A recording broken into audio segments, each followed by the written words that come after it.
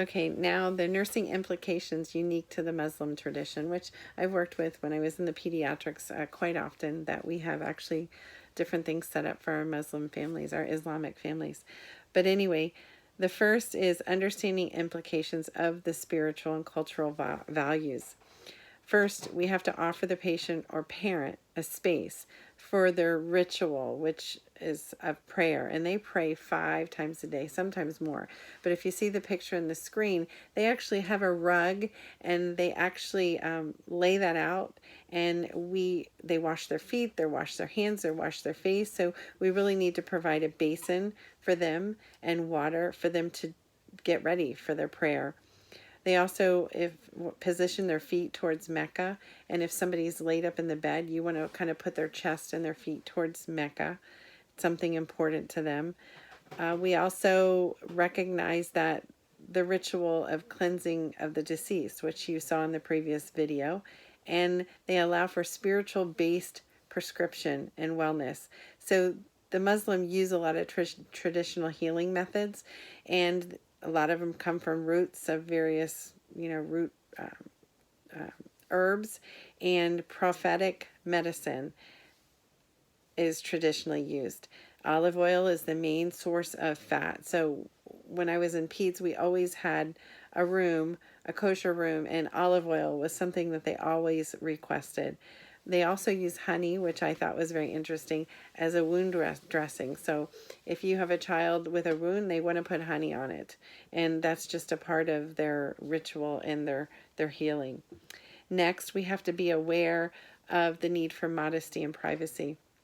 So when I was working with these patients, we really had to have a nurse that was the same gender. So if the mom was in there taking care of the patient, we needed to have that nurse that actually was a female. Or if the male was in there, we needed to have a male nurse. They really making sure that you knock, and if you're looking at a body part, that you request permission before uncovering it, because they are so modest and so private.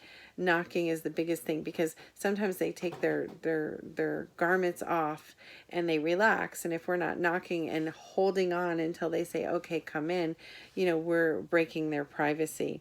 Also, even touching. So they don't like to touch, they don't like to shake hands, and it's prohibited with the opposite sex. So at my facility, we have quite a few male nurses, and when we were going in to see a child and the mom was there, we had to go in, a female had to go in with them, and they wouldn't look, they wouldn't have eye contact, they wouldn't barely look at the physician, they would just listen.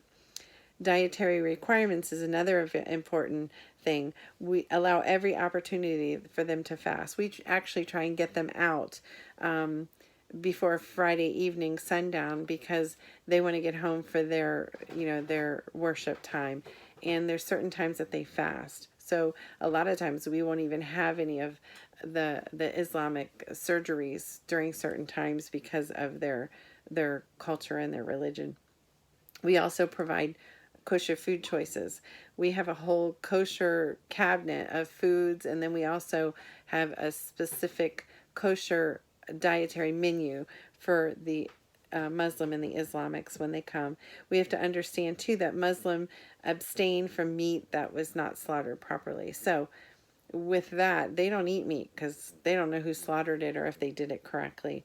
We have to offer also support in the clinical setting. So we have Islamic support with people who understand their culture very well, especially here in the States during surgeries and with their children.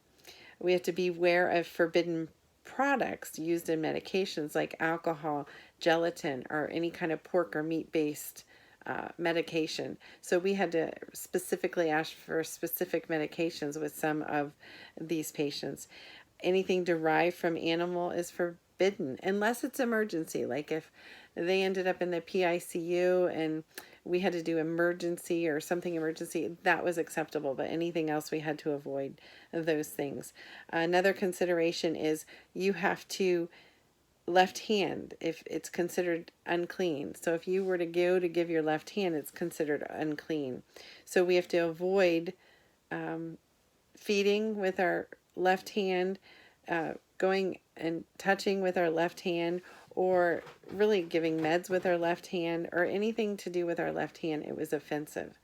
So that was another very important piece that we should know as nursing, because I learned it as we lived it. And then as we started with this physician who brought in a lot from from Israel and Islamic and Muslim and different countries, we really stepped into learning about how to handle them. And we lived and learned until we really got it. And then we started kind of a cultural training just for the Muslim inside of our .edus, our education sessions and things like that.